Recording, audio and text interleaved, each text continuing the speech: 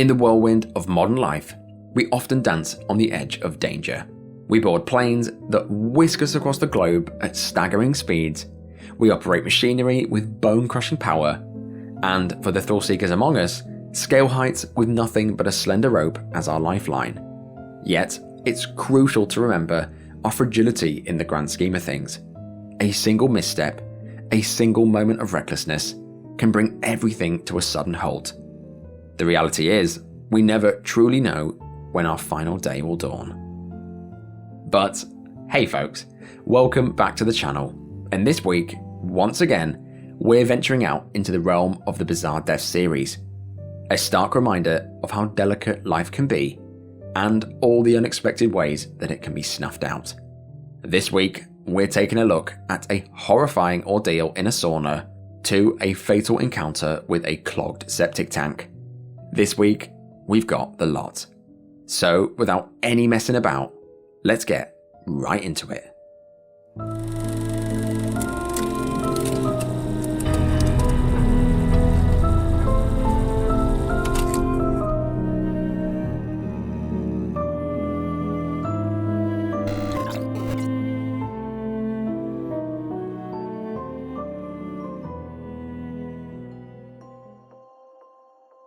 Now this truly horrifying tale unfolded in the Eden Isles condominiums of North Miami, Florida, on an unassuming day, January the 18th, 2015. That day started like any other for 68-year-old Dennis Antiporek and his wife, Ronnie, two high school sweethearts who were on the cusp of celebrating Dennis's 69th birthday and their 50th wedding anniversary. Now, the couple resided in the Eden Isles condominiums in North Miami, residing in a shared apartment complex. This complex was complete with luxurious amenities like a private pool, a private gym, and a private sauna, all accessible around the clock. Now, on this particular night, Dennis had left a note on the whiteboard at around 11 p.m. indicating his plan to visit the sauna downstairs. This message can be seen here. Visiting the sauna was completely normal for Dennis. It was a routine that he followed several times a week to alleviate his neuropathy. As the clock struck 2 a.m., there were still no signs of Dennis. His family began to worry. His wife Ronnie and his daughter Lara decided to go downstairs and check on the spa, just to make sure everything was okay. By now, he'd been gone for 3 hours, which was far, far longer than you'd be in the sauna. When they got downstairs, the sauna door was shut, and it was still running. By looking at it, it had been running for hours. As they cautiously opened the door, they almost kinda knew what they were gonna see. But even their worst imagination couldn't prepare themselves for what they were about to witness. As they cautiously opened the door, they were met with an unbearable wave of heat and a truly horrifying sight. The sauna was absolutely scorching, and the air was thick with the nauseating smell of burnt and cooked flesh. As the steam cleared from the room, their eyes focused on a figure curled up in the fetal position by the door. The man's skin was seared, with large pieces of flesh adhering to the bench and floor. His skin was completely black, and so at first, Ronnie thought that someone else was in the sauna and that it wasn't her husband. After leaving the sauna, she then noticed that Dennis's clothes were hung up. This is when her brain made the connection that it must have been Dennis, and that what she was looking at on the floor was what was left of her husband. The horrifying reality began to set in. Glancing back at the body on the floor, Dennis was now completely unrecognizable. His skin had begun to peel off his muscles, and his muscles had begun to peel off the bone. He had been dead for hours, totally charbroiled. As Dennis's wife dialed 911, she and Lara were left with the haunting image of Dennis's charred remains. They couldn't understand why Dennis hadn't left the sauna when it had become unbearably hot.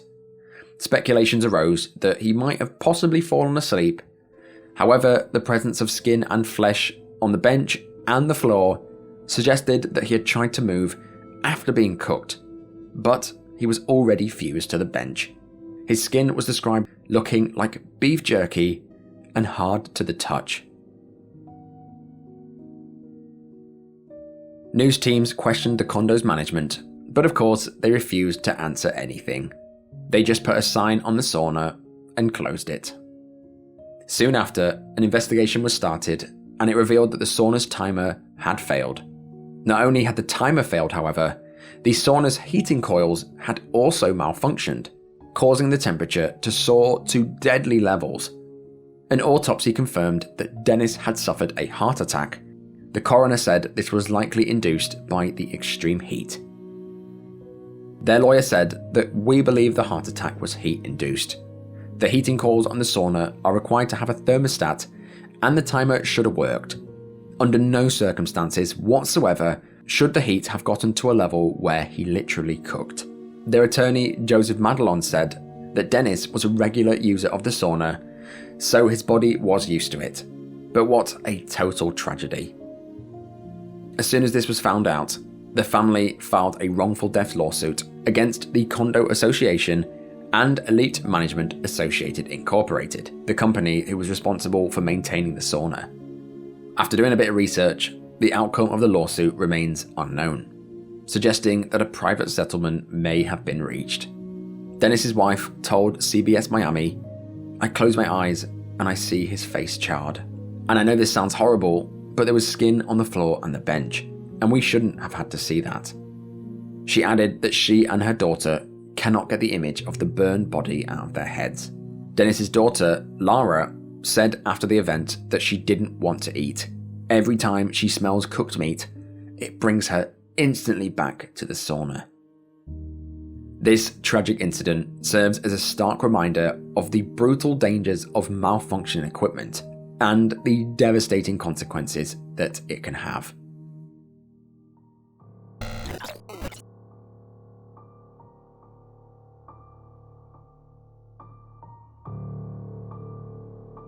Come on, let's be honest.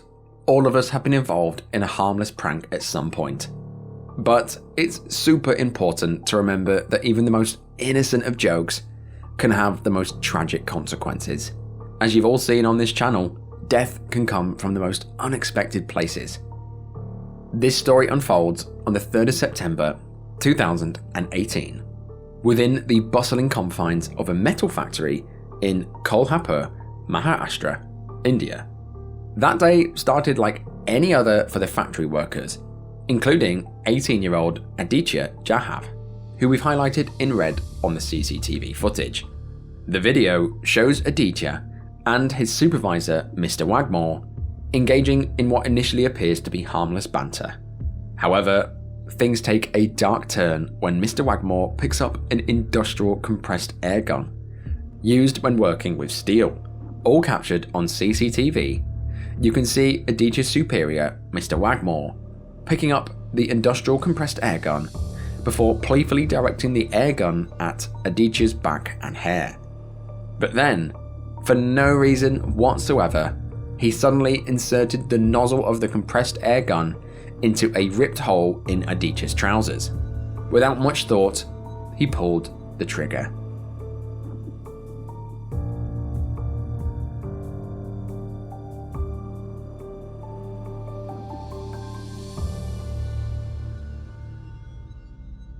The immediate aftermath was just horrifying. Aditya collapses, clearly in agonizing pain, while the factory continues their operations all around him. Nobody even noticed that something had gone wrong. It's only when Aditya's on the ground that the gravity of Mr. Wagmore's actions seemed to dawn on him.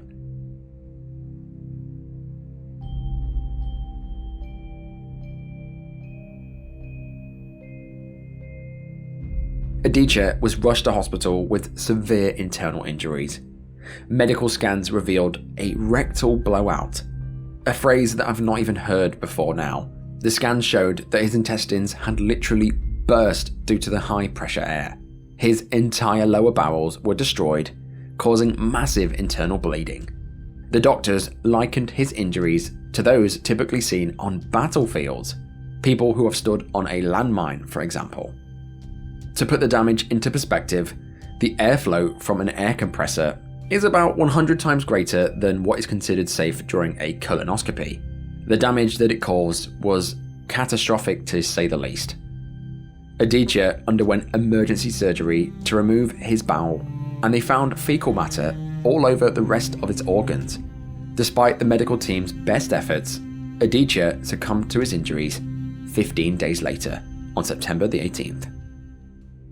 Following his tragic death, the Shipori police launched an investigation. After reviewing the CCTV footage, it was clear who needed to be arrested.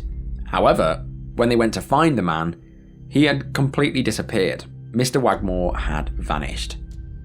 By looking online, I can't find any record of his arrest, so maybe he got away with it. Who knows? It's particularly shocking that a supervisor, who should have definitely known better, was the one responsible. Sadly, there's no information available about any compensation awarded to his family. It seems that they were left to deal with their loss without any form of justice or compensation. But this tragic tale is a stark reminder of the potential dangers lurking in our everyday workplace. While it obviously is a compressed air gun, nothing good's gonna happen. I don't know, I didn't think he would actually die. Not sure. But, as always, I'm interested in your thoughts below.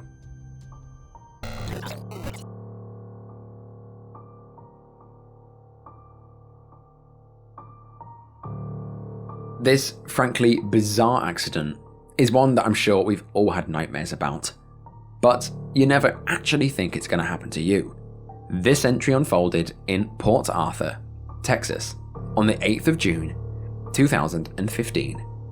That fine Monday morning was bright and sunny, the perfect day to visit a local Waffle House. This is exactly what 72-year-old James Roger thought as he hopped into his 2007 Chevy Corvette, along with his small dog Leia.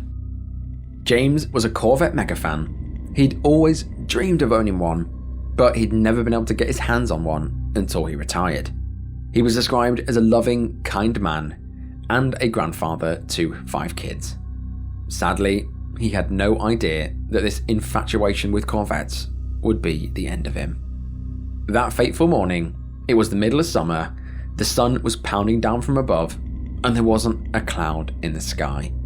At approximately 8 AM, James decided that he'd make a quick stop by his local Waffle House. After he decided on this, he parked his Corvette in the Waffle House car park, locking his dog Leia in the car before going in and tucking in on some waffles and drinking some coffee. At 11:55, almost 3 hours later, James could be seen leaving the Waffle House on CCTV to check on his dog in the car. After getting in the car and confirming Leia was okay, James attempted to get out. This is when the horror begins.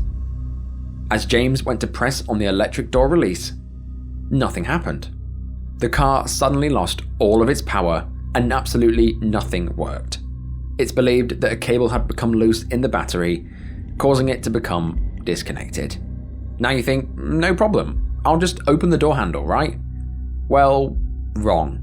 You see, the 2007 Corvette is one of the only cars in existence without physical door handles. Back then, they thought they were being really smart, they're going to make everything electronic, so they removed the door handles and changed it to an electronic button.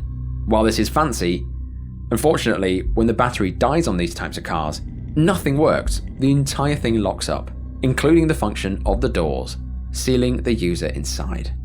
This is something that has happened to other people, and it's somewhat notorious for locking people in their cars. Oh, listen, they gotta bust me out of here, bro. I don't know what's going on with my car. The whole thing went dead. I got the fire department out here right now trying to get me out. My car, they sitting here trying to jump it. It's not working. I'm claustrophobic. Oh my God. The first thing James would have done is reach for his phone, and then he would have realized that he'd left it on charge inside the Waffle House.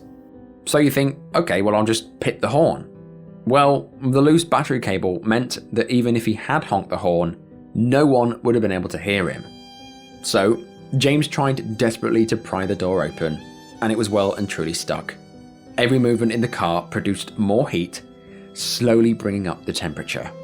James tried to get leverage by laying in the car and pushing with his feet on the window, but it wouldn't budge. It was so solid. There was not enough leverage in the car. It's a fairly smallish car. There was just no room to budge. I can only imagine the total panic once he realized that the temperature was rising and there wasn't a way out. The heat index that day reached temperatures of 98 Fahrenheit, or around 36 degrees Celsius, so extremely hot to be trapped in a car. At this point, James must have realized that there must be a manual door release, so he reached into the glove box and attempted to go through the manual to find the door release. As he flicked through the manual, it's clear that he couldn't find it.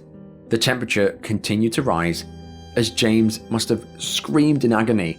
There must have been people walking by, people in the Waffle House, and he's trapped and no one is helping him, no one can hear him.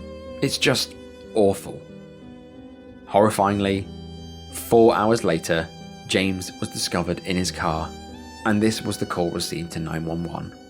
911, where's the emergency? My friend is here in his Corvette. We're beating on the windows and we can't get him up. And the car is locked. Jimmy, come on, man, wake up. Even the first responders struggled to open the car, and they were forced to smash open the windows to reach him. The inside of the car was seriously hot. Sadly, James and Leia were pronounced dead on the scene. They'd both succumbed to heat exhaustion hours ago. James was found on the driver's seat with the car manual still open on his lap, with his dog Leia dead in the passenger seat. Inspecting the car, there was damage and scratch marks on the window and the glass, and there were muddy footprints all over the car where you could see that James had made a serious attempt to escape, but ultimately failed. Now this is when the story gets just even worse. The manual door release was situated right beside his left foot. James could have escaped and saved both of their lives within seconds by just pulling on the lever. Now this door release is something that most Corvette owners don't even know exist, and of course this has caused problems before. It is in the manual, however, but obviously James couldn't find the page. But seriously, this story is just horrible. I can't even imagine what was going through his mind within that car, knowing that there's people that could have saved you all around, but you're basically invisible. James Rogers' daughter, Trisha Hernandez, said it's heartbreaking that his dream car ended up taking his life, adding that he fought valiantly to escape, but he simply couldn't. In May of 2016, James's son and daughter filed a wrongful death lawsuit against General Motors.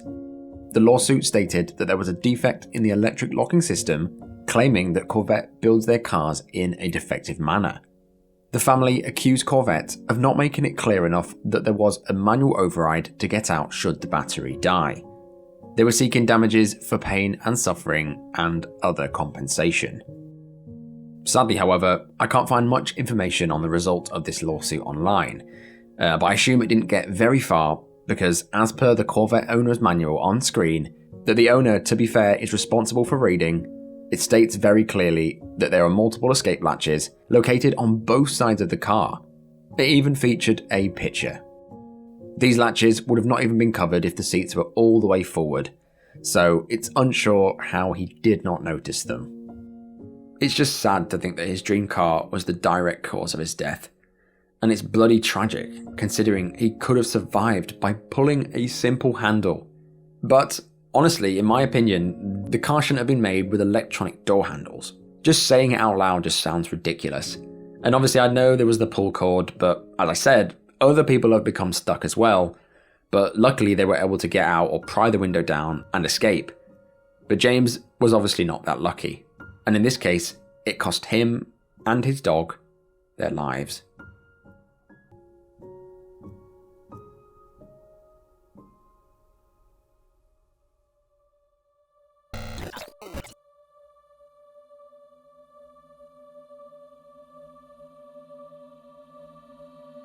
Egypt, a country known for its affordability and awe-inspiring sights has often been a magnet for tourists.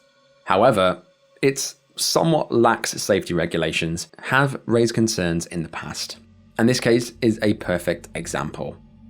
On August the 12th, 2018, a couple from Burnley, Lancashire, 69-year-old John and 63-year-old Susan Cooper, embarked on a family holiday to the Steigenberger Aqua Magic Hotel in Hurghada, a popular Red Sea resort in Egypt.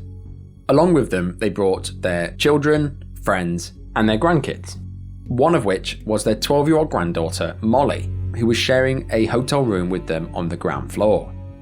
Upon arriving to their rooms, they were greeted by an odd smell, reminiscent of mold or dampness.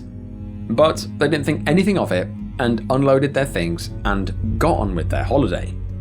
However, 8 days into their vacation, on August the 20th, John and Susan enjoyed an evening at the hotel restaurant and bar with their friends and family before retiring to the room for the night. But after a few hours of sleep, in the early hours of August the 21st, John called Molly's mother, saying that she wasn't feeling very well and that he was going to escort her upstairs to her mother's room. After Molly got to her mother's room, she went to bed and thought nothing of it. The following morning, the family noticed that John and Susan had not turned up for breakfast, as they did on every other day of the holiday. They tried calling them, but they didn't answer. Concerned for their well-being, their daughter, Kelly, went to check on the ground floor room. She knocked on the door, and upon knocking, a pale-faced John answered the door. John was retching and complaining of feeling very unwell. Susan, his wife, was laying in bed, groaning, with vomit all in her hair, and there was vomit all around the room. It was then that Kelly noticed that the room was filled with a strange, heavy smell. Upon looking at John's eyes, they were white, a sort of glazed over, and so were Susan's. They looked an absolute state. Medical help was immediately sought, but the situation quickly escalated. John began to lose consciousness, and despite attempts at resuscitation, he was declared dead in the hotel room. Susan, his wife, who was exhibiting similar symptoms, was rushed to hospital, but sadly she too passed away later that afternoon. At first, Egypt officials claimed their deaths were attributed to E. coli, a type of bacteria that can rarely lead to kidney failure and death. However, later, their deaths were attributed to exposure to chemicals. But what chemicals? At this time, they weren't sure. The family was left devastated. Their holiday will now forever be marred by an inexplicable tragedy. An inquest into their deaths revealed a heartbreaking series of events. On the afternoon of August the 20th, as the family were enjoying their time downstairs in the bar, the hotel had received a complaint about bed bugs in a room on the ground floor. This room was directly connected to John and Susan's room, connected by an adjoining door. In response to this complaint, the housekeeping staff had deployed a pesticide called Lambda. After they laid it down, they placed tape around both sides of the adjoining door and thought that this would be fine. Of course, it wasn't, and it caused both of them to die. Apparently, in less developed countries, the Lambda pesticide is often diluted with dichloromethane, a chemical that produces carbon monoxide when it evaporates. This deadly gas then binds to the hemoglobin in the blood, preventing oxygen from being transported around the body, suffocating you from the inside out. The pesticide that they'd laid down created enough vapor to seep under the adjoining door, poisoning John and Susan as they slept. Absolutely horrific. Their lawyer is now working tirelessly to prevent such tragedies from occurring. After a 3-day inquest in November of 2023, the family issued a statement outside the coroner's court, vowing to remember John and Susan and to continue the fight for justice. The bereaved family members said outside court that our family still struggles to comprehend what we went through that day and feel like it never should have happened. The last few years have been the most traumatic for all of us. Having to relive everything at the inquest has been truly harrowing, but it was something that we had to do for Mum and Dad. Our family is broken without them. Now this is got to be one of the worst ways to go imaginable. The pair were up all night being sick and retching as they were inhaling poisonous chemicals that were suffocating them. Then to be discovered by a family member who had to witness the whole thing, it just doesn't bear thinking about. I hope their family gets some kind of justice for this. The pesticide was diluted. The owners did not alert the guests that pesticide had been laid down whatsoever, and they only sealed the deadly chemicals away with masking tape. It wasn't even duct tape. It screams carelessness for me, but as far as I can see, it's still being investigated, and as you guys know, I'm interested in your thoughts below.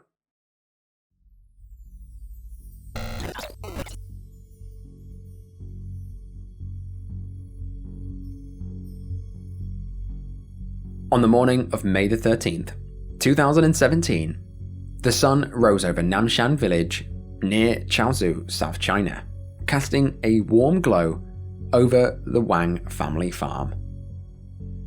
Now for a bit of background, the Wangs were a hard-working family that spanned multiple generations.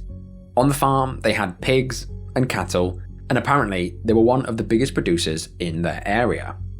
On that warm May day, the family woke up and started doing their usual chores, unaware of what nightmare was about to unfold. At approximately 10 AM, Mr. Wang, the head of the family, who sadly we've got no photos of, started his daily chores. Now one of these tasks involved emptying the pig waste into the outdoor septic tank, a routine that he'd performed countless times. However, this day it was different. As Wang emptied the muck into the tank, he noticed that something was unusual. The tank was clogged, and the waste was beginning to overflow. In a decision that would later prove to be disastrous, Mr. Wang asked his 16-year-old daughter to jump in and unclog the tank. Now this is something that I would never do. Of course, I'm not going to get in a septic tank, but in this story, she did. She jumped in and braved the unbearable stench and the fumes emanating from the untreated sewage. However, the toxic fumes were so potent that as she inhaled them, it caused her to faint, falling face first into the muck. Witnessing the entire thing, Mr. Wang and his wife watched in horror. This is when their parental instincts kicked in, and without a second thought for their own safety, they jumped into the septic tank in a desperate attempt to save their daughter. Sadly, however, the toxic fumes proved too much, and they too fainted, joining their daughter in the dreadful pit. The commotion of this attracted Wang's sons, who rushed to the septic tank. As Wang's 3 sons stood by the top of the septic tank, 2 out of the 3, driven by the same family bond, risked their lives and entered the septic tank in another desperate attempt to save their family. They submerged themselves into the chest-deep pig feces and urine, battling the overwhelming stench and the nauseating sight. Despite their best efforts, they were unable to lift their family members out of the tank, and they too succumbed to the fumes themselves. The now sole surviving son, completely paralyzed by the unfolding catastrophe, called for a close family friend for help who lived on a neighbouring farm.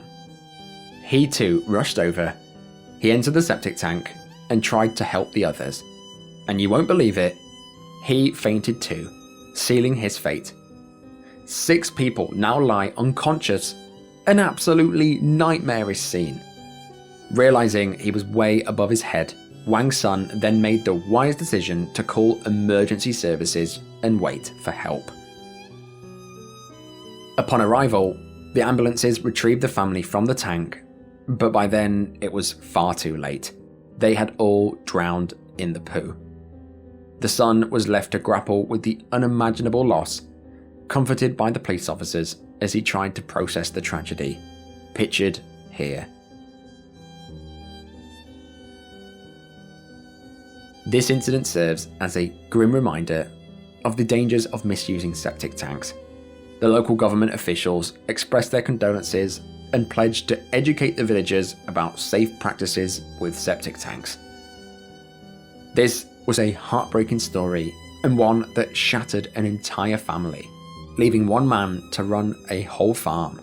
It's truly a testament to the lengths that we'll go to protect loved ones, and if it was my family in there, my brother in there, I'd do the exact same.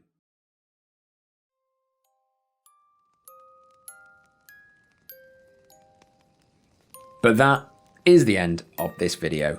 The trapped in the car honestly is just a nightmare scenario, and the fact that the pull cord was right next to his foot, it just makes you wonder if only he had found the page. There's so many ifs and so many buts. As well as the man in India who had the compressed air up his bottom. When I watched the video, it didn't look like anything, but then when I read the damage that it caused, it just kind of blew my mind, to be honest. Oh, and the sauna, that's a total nightmare. But just before I go, if you're into true horror list style content such as this, be sure to smash that subscribe button and smash that notification bell to be alerted when I release content such as this. But I will see you guys in the next one. Bye bye.